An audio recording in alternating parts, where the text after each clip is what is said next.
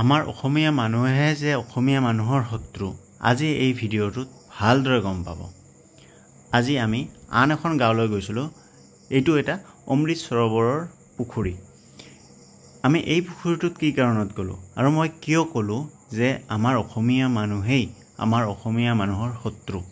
আমি যিমানেই চেষ্টা নকৰোঁ কিয় কিবা এটা ভাল কাম কৰাৰ কাৰণে, চৰকাৰে যিমানেই আঁচনি উলিয়াই নিদিয়ক কিয়, যিমান সময় পৰ্যন্ত এই চকু চৰহা মানুহ, এই অসমীয়া মানুহৰ শত্ৰু মানুহখিনি থাকিব, সিমান সময় পৰ্যন্ত আমি অসমীয়া মানুহ কেতিয়াও আগবাঢ়ি যাব নোৱাৰোঁ। এই ফিচাৰীটো যে দেখা পাই আছে, এইটো এটা অমৃত সৰোবৰৰ ফিচাৰী। অমৃত সৰোবৰৰ ফিচাৰী মানে গভৰ্ণমেণ্টে কৰি দিয়া ফিচাৰী।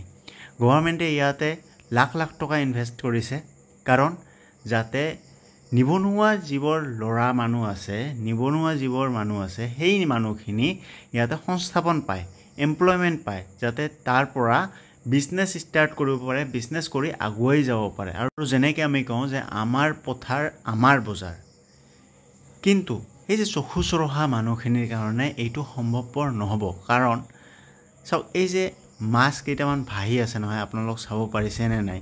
এই যে এইটো গৰৈ মাছ, এই মাছটো মৰি গ'ল। কি কাৰণে জানে? মানুহে এই পুখুৰীটোত বিষ দি দিলে, আৰু বিষ দিয়াৰ কথা শুনিয়ে আমি ততাতৈয়াকৈ গ'লোঁ। তাতে যাই চালোঁ যে ইয়াতে দুটা পুখুৰী আছে।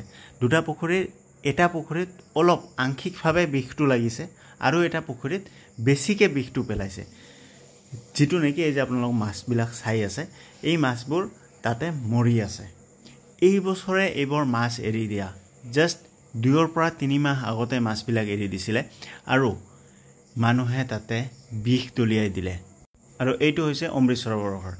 ইয়াতে কোনো ধৰণৰ ফ্ল'ৰিং নাই। আমাৰ যিবোৰ আছিলে সেই তাতে ফ্ল'ৰ আছে, খুব ধুনীয়াভাৱে বনাইছে, কিন্তু এই ঘৰটোত তেনেকুৱা ভালভাৱে বনোৱা নাই, কাৰণ এইটো পথাৰৰ মাজত বনাইছে। আৰু যিবোৰ আলি আছে, সেই আলিবিলাকো ইমান ডাঙৰ নহয়, সৰু সৰু আলি বনাইছে। তো যিয়ে নহওক কিয়, সেইটো কথাত মই নাযাওঁ। কিন্তু এই যে বিষ দিয়াৰ কাৰণে মাছবোৰ যে মৰিলে, অকল পুখুৰীটোত যে মাছখিনি মৰিলে, সেই মানুহখিনিৰ ওপৰত কিবা ক্ষোভ বা কিবা খং কৰিহে দিছে। যিকেইজন ল'ৰাই ভাবিছিলে যে আমি ইয়াতে কিবা এটা কৰ্মসংস্থাপন পাম, আৰু নিজৰ পইচাই ইনভেষ্ট কৰি মাছ মেলি দিলে। লগতে ইয়াতে দিনে ৰাতিয়ে কেইবা মাহৰ পৰাই কাম কৰি আছিলে। সেই ল'ৰাখিনিৰ ওপৰত ইমান কিহৰ শত্ৰুমি যে মানুহে তাতে বিষ দলিয়াই দিলে। বুজিলোঁ যে কিবা এটা ক্ষোভ আছে বা কিবা এটা খং আছে মানুহখিনিৰ ওপৰত। কিন্তু সেই কাৰণত এই যে অমাত জীৱকেইটা আছে, মাছ আছে, পোক পতংগ আছে, ভেকুলী আছে, আৰু কিমান যে বস্তু আছে এই পানীৰ ভিতৰত, সেই বস্তুকেইটা কি কাৰণত মাৰিলে?